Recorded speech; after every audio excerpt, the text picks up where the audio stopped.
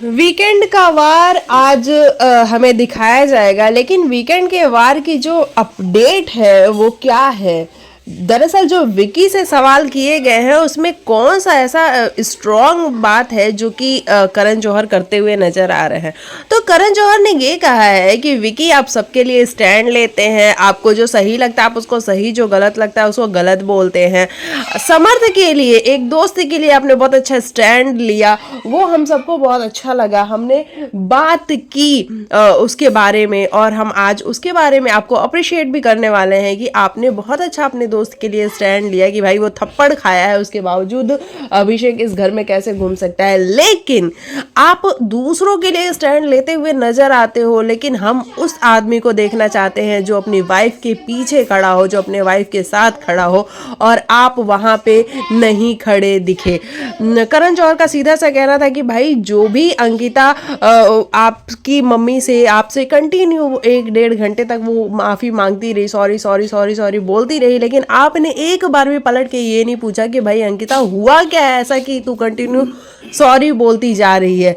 तो ये बात तो वाकई में फील होती है कि भाई अगर हमारा हस्बैंड है, मैं उसको सॉरी बोल रही हूँ, उसकी मदर को सॉरी बोल रही हूँ, तो एक बार उसका फर्ज तो बनता है ना कि पूछे कि भाई सॉरी क्यों बोल रही है, हुआ क्या है ऐसा कि तेरे को सॉरी बोलना पड़ रहा है। लेकिन विकी ने ऐसा कुछ भी नहीं किया। तो कहीं ना कहीं इस बात को लेकर के करण जौहर ने ये वाला मुद्दा उठाया है कि विकी आप अपनी वाइफ के आगे पीछे कहीं भी खड़े नहीं होते हो और ना ही आप उससे ये क्वेश्चन पूछते हो।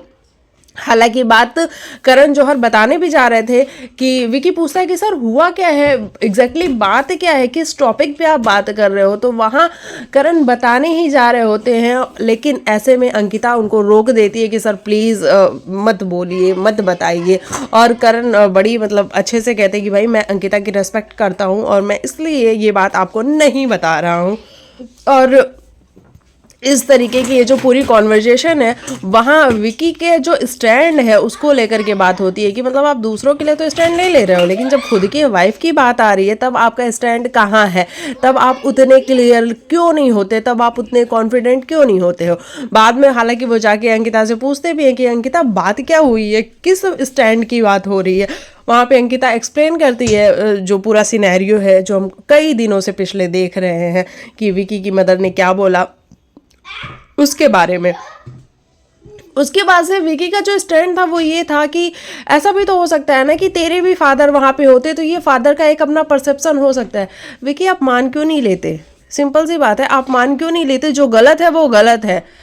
मतलब अंकिता लोखंडे कोई ऐसा वैसा नहीं है यार, आम लड़की नहीं है। लोग आम लड़की को भी रिस्पेक्ट देते हैं, अपनी वाइफ को भी रिस्पेक्ट देते हैं। अंकिता लोखंडे एक बड़ी एक्ट्रेस रह चुकी है और आज भी है, और वो अगर कुछ आपसे उम्मीद कर रही है और आप उन सारी चीज़ों पे खरे नहीं उतर रहे हो, तो आपकी गलती कहीं ना कहीं दिखती है कि आप थोड़े से लैक तो करते हो। जब बात अंकिता की आती है तो आप उसको सुनना नहीं चाहते हो, आप उसको टाइम नहीं देना चाहते हो, और ये क्लियर दिख रहा होता है। तो ये सारी चीज़ें, हालांकि करण ने तो ये भी कहा कि भाई वो बड़े हैं, वो बुजुर्ग हैं, मैं उनकी रिस्पेक्ट करता हूँ, लेकिन मैं गलत को गलत बोलूँगा, अगर उन्होंने कुछ गलत बोला है तो मैं उसको कॉल आउट जरूर करूँगा। और ये सब चीज़ें बड़ी देखने और सुनने लायक थे। विकी के ऐसे तोते उड़े हुए थे कि भाई ये क्या हो रहा है। और मुझे लगता है कि विकी की मदर घर पे बैठ के ये देख रही होंगी तो उनके भी तोते उड़े होंगे कि भाई ये तो मेरे ही पीछे पड़ गया करण। तो ऐसी सारी चीज़ें हैं। लिखिएगा आपको क्या है कहना इस टॉपिक पे।